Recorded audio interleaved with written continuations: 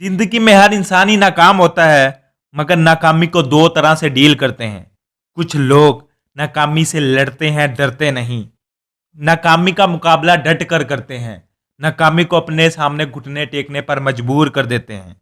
और कुछ लोग नाकामी से डरते हैं, नाकामी का मुकाबला नहीं करते, नाकामी के सामने अपने घुटने टेक देते हैं।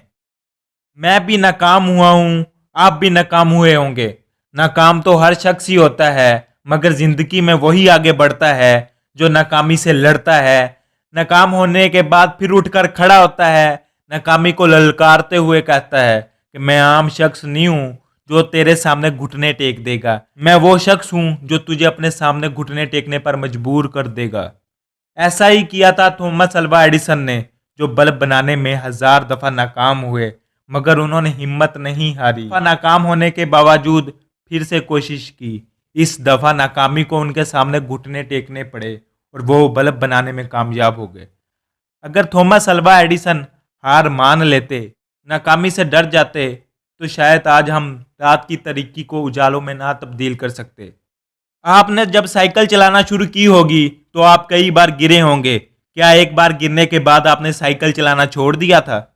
नहीं, बिल्कुल नहीं। एक बार गिरने के बाद आपने साइकिल चलाना नहीं छोड़ा था, बल्कि आपने सीखा था कि मैंने क्या गलती की है जिसकी वजह से मैं गिरा हूं।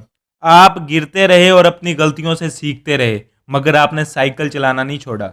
बचपन में जब आपने बार बार गिरने के बाद हार नहीं मानी, तो फिर आज जवानी में क्यों एक बार नाकाम होने के बाद मायूस हो जाते हो और उस काम को दोबारा करने की कोशिश नहीं करते जिसमें तुम एक बार नाकाम हो जाते हो?